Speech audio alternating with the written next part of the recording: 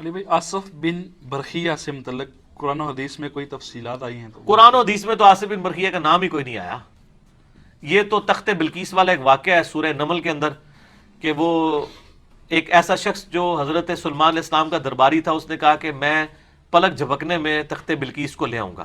اس میں الفاظ ہیں کہ ایک ایسا شخص جس کے پاس کتاب کا علم تھا. یہ تو اسرائیلی روایتوں میں ملتا ہے، اس کا نام آصف بن برخیہ تھا. قرآن نے اس کو ضروری نہیں سمجھا کہ وہ انسان تھا، فرشتہ تھا، جن تھا، اس سے کوئی غرض ہی نہیں ہے. میرا یوٹیوب کے اوپر ایک کلپ ہے تخت بلقیس کا واقعہ، وہ آپ یوٹیوب کے اوپر جا کے دیکھ لیں. اس میں نے ڈیٹیل کے ساتھ اس واقعے کو، جو صوفیاء اپنے یعنی سپورٹ میں استعمال کرتے ہیں اور کہتے ہیں ایک نگاہ ماری تھی، یہ کر دی تھی، وہ کر دی تھی، وہ فرشتہ تھا، پیغمبر تھا، واللہ عالم کون تھا، اس کے پاس علم تھا. اس کا علم تو ثابت ہے. آپ نے اپنے بزرگوں کا علم ثابت کروانا تو سر بزرگ لے آئے، تو وہ آ کے غائب کر دیں چیزوں کو. ایک مہربانی کریں، میری یوٹیوب سے ویڈیو کو غائب کروا دیں نگاہ مار کے، اور یہ بھی بعد میں کریں. پہلے تو گستاخانہ فلمیں ڈیلیٹ کرائیں نا یوٹیوب سے نگاہ مار کے. یہ بزرگ جو آج ہمارے مسلمانوں کے لیے تکلیف کا باعث بنی ہے، یہ کہتے ہیں نہیں ایک نگاہ مار کے تو وہ یہ کر دیتے ہیں، لوگوں کے دل بدل دیتے ہیں. ایک نگاہ ماریں تو چاہیں تو اشاروں سے اپنے کایا ہی پلٹ دیں دنیا کی. اور دنیا چھڑ دو، یوٹیوب دی جڑی ہارڈ ڈسک پئی ہیں نا امریکہ وچ، جن نبی علیہ السلام کی گستاخانہ فلمیں سٹور ہوئی ہیں، وہ ڈیلیٹ کرا کے دسو تسی. اے ہن بزرگی چیک کر لینے، اے گھوڑا تے اے مدان. میں کہتا ہوں جی، میں اپنے اوپر کہتا ہوں، اگر میرے پاس ایسی بزرگی ہے تو میری بزرگی پہ لعنت ہے کہ میں زندہ ہوں اور حضور کے بارے میں گستاخانہ فلمیں اپلوڈ ہوں اور میں نگاہ مار کے ان کو ڈیلیٹ نہ کرا سکوں. اللہ نے نہیں کرنی، کیونکہ اللہ نے بقدر ایفرٹ رکھا ہے دنیا کو. وہ تو آج بھی آپ نے سورہ محمد میں آیات پڑھی، اللہ تعالیٰ ماتا ہے مسلمانوں، اللہ تعالیٰ چاہے تو آنے واحد میں بدلہ لے سکتا ہے، لیکن وہ تمہارے ذریعے کروانا چاہتا ہے. تو سر کرو نا، پھر کر کے دسو نا تھوڑے کو نگاہ ہے تے، نگاہ مار کے ڈیلیٹ کروا کے بتائے نا یوٹیوب سے ویڈیو. ٹھیک ہے، منتیں مارتے رہتے ہیں کافروں کی، کئی سالوں سے مار رہے ہیں، تو کسی بزرگ کی جا کے منت مارے، وہ ایک نگاہ مارے اور اس کے بعد پاکستان کی بجلی پوری کر دے، پاکستان کا IMF سے قرضہ نہ لینا پڑے. ایک نگاہ مارو، کہنا جی وہ مسلح چکیا سونے دیے کانا تھلے. ٹھیک ہے، تو عمران خان صاحب بےچارے یہ لوگوں سے تو نہ مانگتے پھر رہے ہوں، کسی بزرگ کے پاس ہی. میں عمران خان صاحب سے بھی کہتا ہوں کہ سر یہ جو آپ ماتھے ٹیکتے رہے ہیں مزاروں کے اوپر جا کے، ان مزار والوں کو کہنا کہ ڈالر آپ کو ارینج کر دیں. اگر دنیا کے خزانے ان کے پاس ہیں تو دینا. وہ مزار خود لوگوں کے چندوں کے اوپر چل رہے ہوتے ہیں، ان کے گدی نشین جو ہیں وہ لوگوں کے چندوں کے اوپر اپنی گاڑیوں میں پٹرول پھونک رہے ہوتے ہیں. ٹھیک ہے، اور لیکن مریدین اتنے سادہ ہیں، انہوں نے گاڑی کے پیچھے لکھا ہوتا ہے نگاہ مرشد. حالانکہ مرشد کا کام ہے وہ لکھے کہ نگاہ مریدین، مریدین کے نظرانوں کی برکت سے. وہ تو بےچارے وہ ٹیکسی اسلام آباد میں چل رہی ہوتی ہے، اس کے نیچے لکھا ہوتا ہے جناب بری بری سرکار بری کھوٹی قسمت کر دے ہری. اور جبکہ بری امام کا جو مزار ہے وہ اس ٹیکسی والے کے چندے پہ چل رہا ہوتا ہے. تو سر اپنی عزت آپ خود کروائیں نا، آپ کے اوپر یہ سارے معاملات چل رہے ہیں، تو آپ جو ہے یہ نہ لکھا کریں، بلکہ آپ کے پیروں کو چاہیے کہ وہ اپنی گاڑیوں کے پیچھے لگوائیں کہ مریدین کے نذرانوں کی برکت سے میرے مریدوں کو سلام، بجائے لکھا نگاہ مرشد کو سلام مریدوں. کیونکہ حاضہ بن فضل ربی تو آپ کو توفیق نہیں ہونی ہے. ٹھیک ہے نا جی، بہتر تو صاحب لکھ کے لگاتے حاضہ بن فضل ربی. اور وہ تخت بلقیس والے واقعے میں بھی یہی ہے، وہ جب تخت آ گیا نا تو حضرت سلیمان علیہ السلام نے یہ نہیں کہا کہ جناب بڑے پہنچے بزرگ ہو، ان کا حاضہ من فضل ربی. حضرت مریم سلام اللہ علیہا کے پاس بے موسمی پھل جب دیکھے نا حضرت زکریا نے، کہا یہ کہاں سے ہیں؟ ان کا اللہ کے پاس سے ہیں. حالانکہ ان کے حضور تہاڈی برکت ہے، تہاڈی شاگردنی ہے، تہاڈی نگاہ کرم ہے. شاگردنی تھی نا.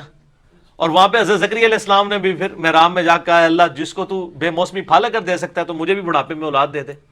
انہوں نے بھی آگے سے اللہ کی طرف رجوع کیا.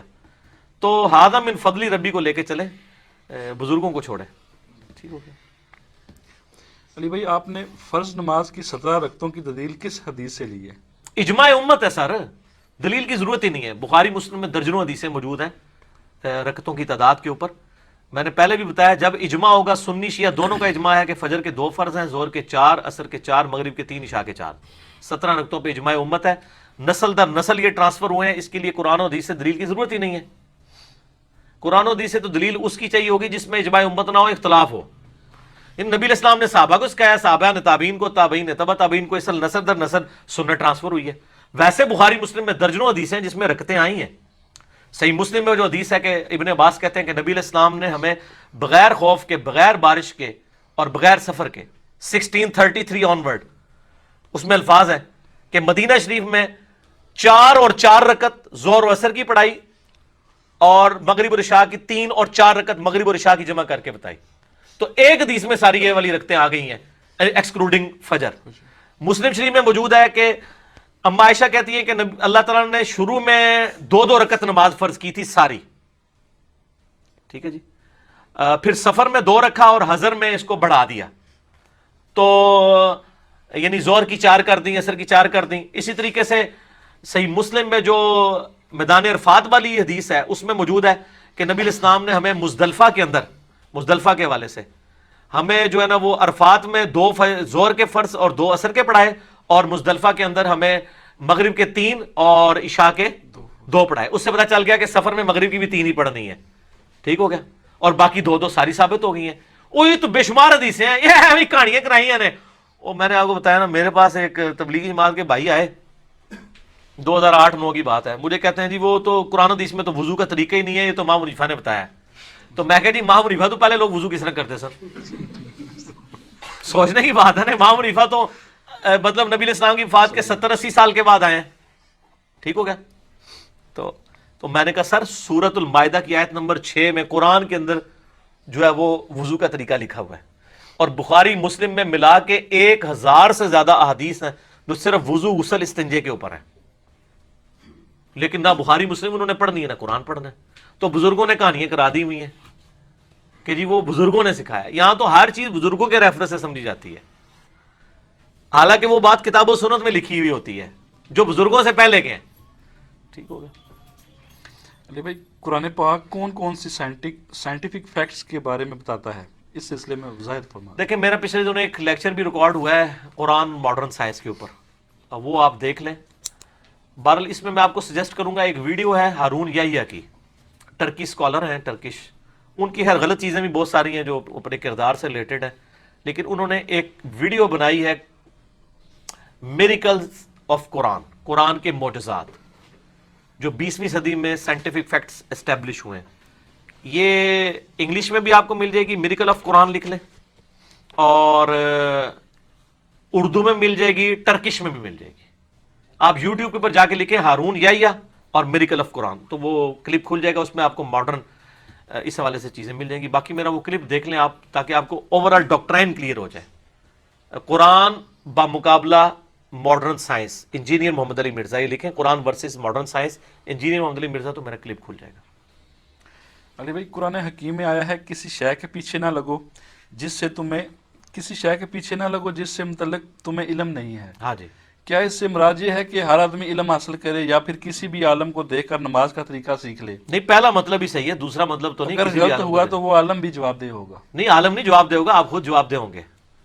ٹھیک ہے، قرآن میں واضح ہے لا تزر وازرۃ وزر اخری، کوئی جان اٹھانے والی کسی اور کا بوجھ نہیں اٹھائے گی. ایک بندہ کہتا ہے جی میں نے قرآن و حدیث خود تو پڑھنی نہیں، میں جس طرح مولوی میرا کام کر رہا ہے میں اس طرح کروں گا، اگر غلط ہوا تو وہ خود جواب دے ہوگا.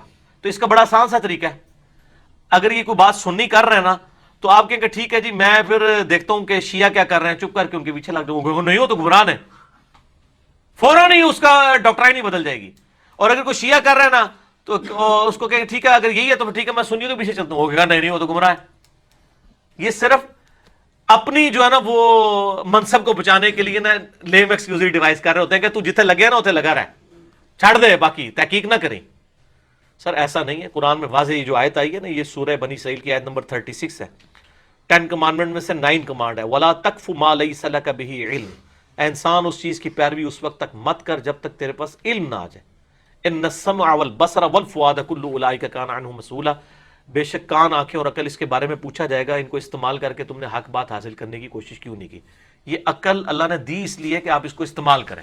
اگر آپ استعمال نہیں کرتے اور آپ کہتے ہیں جو جدھر لگا ہوا وہ لگا رہے، یہ تو اس طرح ہی ہے کہ ایک قادیانی کہ جی بس ٹھیک ہے میں قادیانی ہوں، گھر پیدا ہوں تو میں اسی طرح مر جاؤں، انشاءاللہ تعالیٰ دیکھی جائے گی. تو آپ اجازت دیں گے؟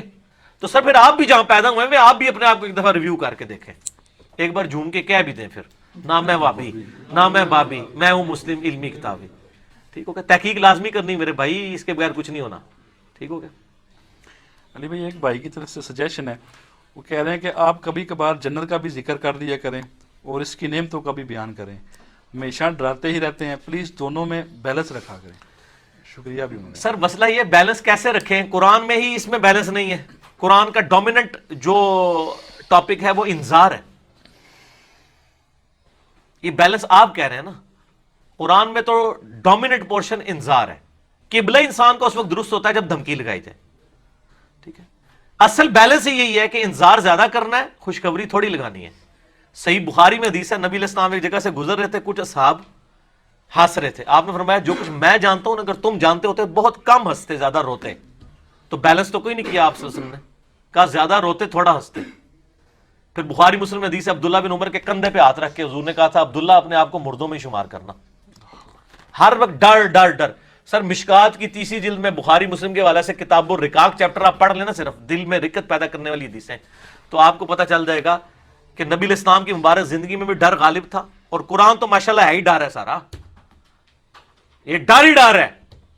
باقی رہا جنت کا تذکرہ، تو وہ آپ مشکات کی تیسری جلد میں جنت والا چیپٹر پڑھ لیں، صحیح مسلم میں پڑھ لیں تیسری جلد کے اندر جنت والا چیپٹر۔ میرے اندر اہلیت ہی نہیں ہے اس کو بیان کرنے کی، اس کے لیے کئی ایک خوبیاں چاہیے ہوتی ہیں۔ آپ جو جنت کا بیان کر رہے ہوتے ہیں ماشاءاللہ ان کی دنیا میں بھی بڑی آبزرویشن ہوتی ہے عورتوں کے اوپر، اور اس طرح وہ حوروں کا بھی کانسیپٹ بڑا مزے لے لے کے بیان کرتے ہیں۔ میں اس مسئلے میں بہت معذور ہوں، ٹھیک ہے، میں ایک جاہل سا بندہ ہوں، میں اس لیول کے اوپر جا نہیں سکتا، ٹھیک ہے۔ باقی جو کتاب و سنت میں جہاں جہاں ذکر آتا ہے تو میں وہ ساتھ ساتھ بیان کرتا ہوں۔ انشاءاللہ کبھی موقع ملا تو میں کتاب و سنت کے اندر جتنا آیا بغیر چس کے لیے انشاءاللہ بیان کرنے کی کوشش کروں۔ ویسے کلپ ہیں میرے یوٹیوب پہ، ایک کلپ دیکھیں جنت میں عورتوں کو کیا ملے گا، آپ لکھیں گے آ جائے گا۔ ایک کلپ میرا ریکارڈڈ ہے، جنت میں اللہ سے کیا مانگوں گا، میں اللہ سے کیا مانگوں گا جنت میں، وہ بھی آپ کلپ جا کے دیکھ لیں۔ تو جنت کا ذکر ہم کرتے ہیں، جتنا ہے اتنا ہی کرنا ہے نا، زیادہ نہیں نہ کرنا۔